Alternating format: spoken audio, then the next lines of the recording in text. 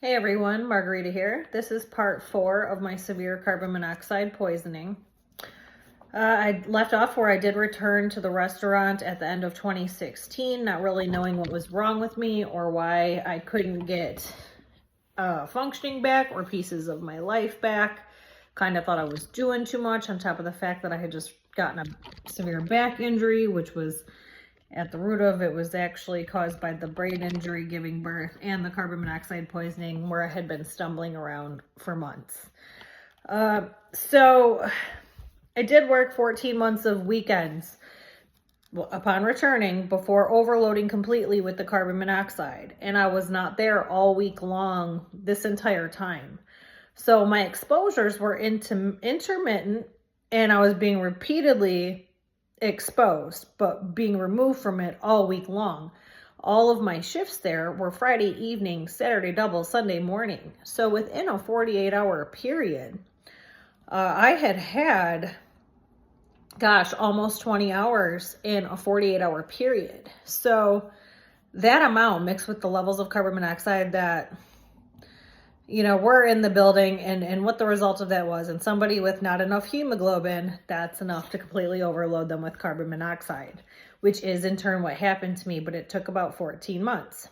So, I did mention I returned in November of 2016. I was already back being self-employed for several months at that point. I did try to do both just for a short period of time. It did not last very long at all. Maybe 5 or 6 weeks, I'm thinking total, that was even able to be doable. And then it just basically wiped me out to where I lost even more functioning. I was worse off. So I did end up stopping my self-employment, just thinking I was doing too much, and let this back injury heal. I'll just work at this restaurant until it gets a little better, and then I'll be off and on my way to Ohio, is what my intentions were. That's what I was thinking at that time. Now, mind you, that customer did tell me that there was a gas leak the week prior after I'd returned. It did not set off any red flags or any alarm bells to me right away. This alarm did not go off in my head about this until after I was already past the point of no return, overloaded with carbon monoxide, in January of 2018. So about 14 months went by before it clicked on what she had actually said that day. There was other red flags, but nothing screaming emergency initially. Shortly after returning, I assumed they had fixed that gas leak, supposed gas leak. It was actually the ventilation system not sucking up the carbon monoxide from the gas appliances is what it was. But, I did not know this in that moment. I think it was New Year's Day when I was in there. And my back was, as this was going on, my back was hurting more and more and more. Instead of it getting better and me doing less, it was actually hurting more and more and more slowly over time. Now, on New Year's Day, it got to a point where I could barely stand up. And I was basically holding myself up with the countertop, couldn't stand up. By the end of the shift, I was actually sitting on the floor behind the counter so nobody could see me. We weren't that busy anyway. But I was sitting on the floor because I could no longer stand up. I was about to pass out. I was no longer about to be conscious. And I could not figure out why I felt like that.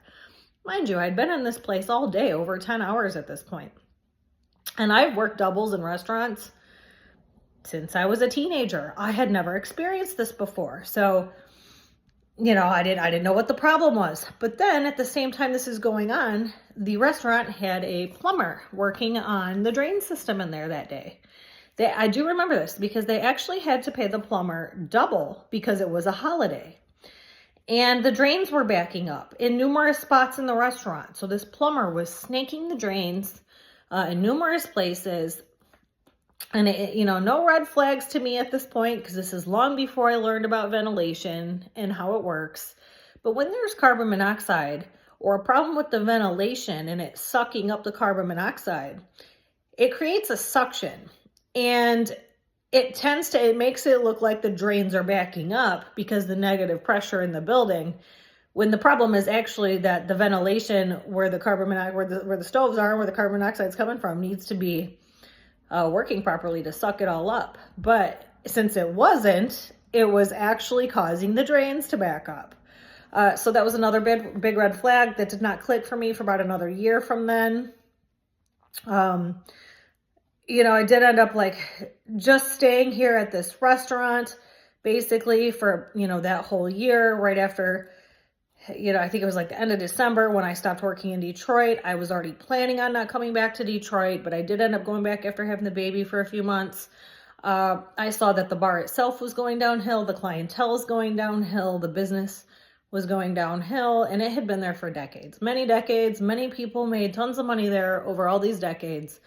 And I seen what was going on, and it was just slowly, you know, becoming a place that was no longer safe and no longer a place I wanted to be.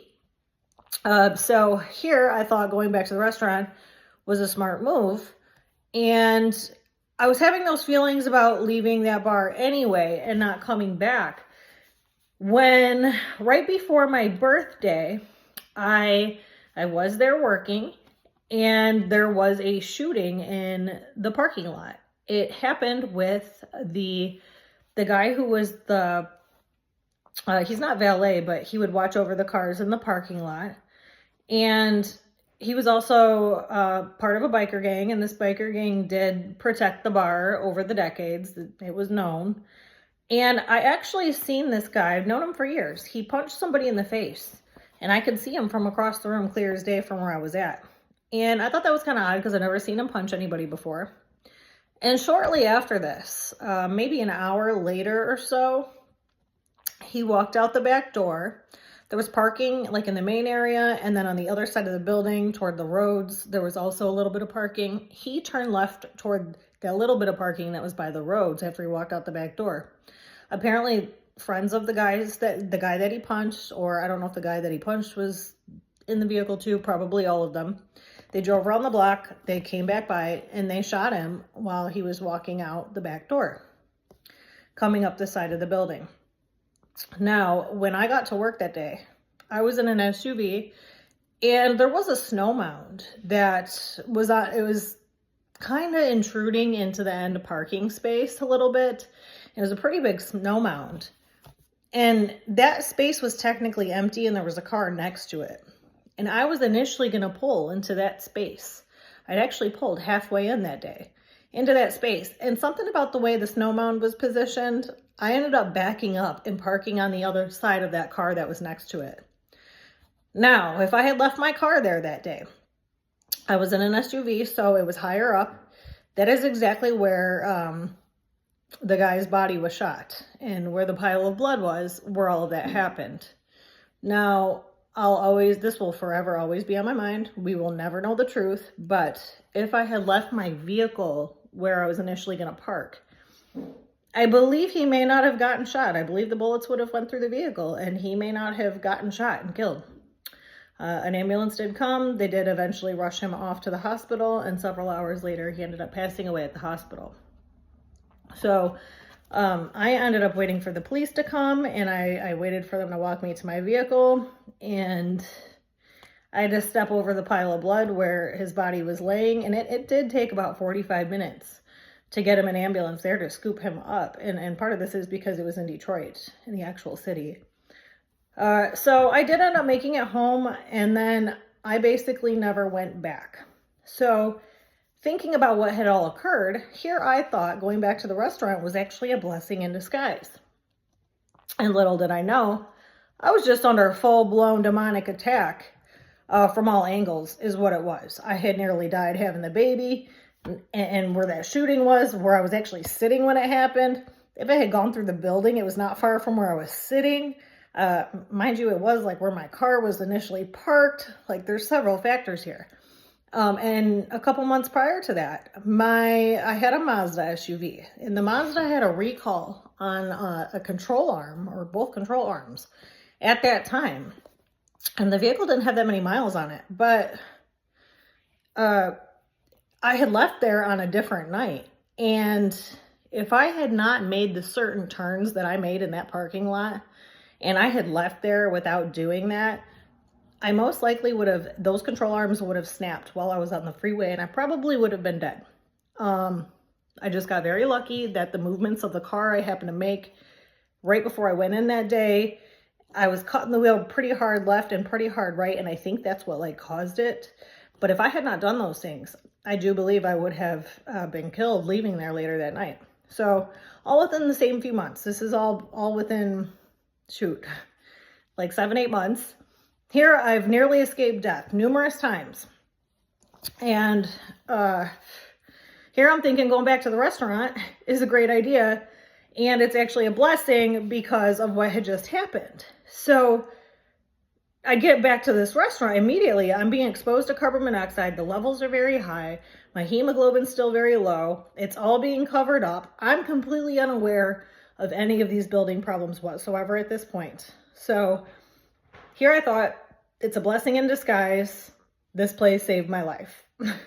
And I couldn't have been far from the truth. So I ended up figuring out, about a year of weekends later, that place was actually on the verge of killing me as well.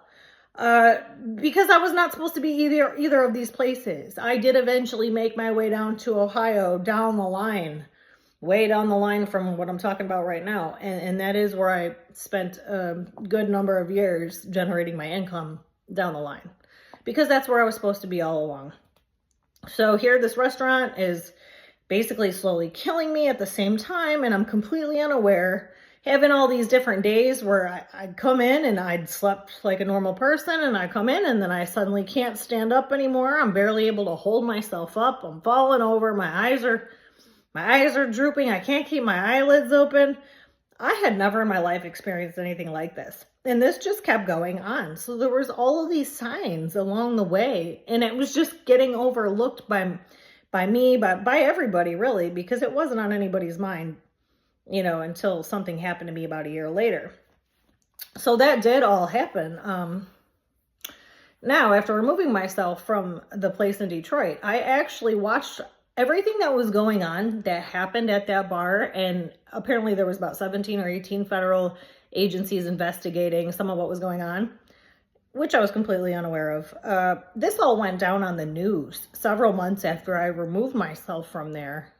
And everything basically got shut down shortly after. Everything that went on, it's all shut down. None of this is even up and running currently to this day. So yes, there was more chaos, more other things that did happen. Now, some of these other symptoms, because along the way, during this year where I'm completely unaware there's a problem in this restaurant, I was having this issue. Like you see, I have jewelry on. This is all white gold.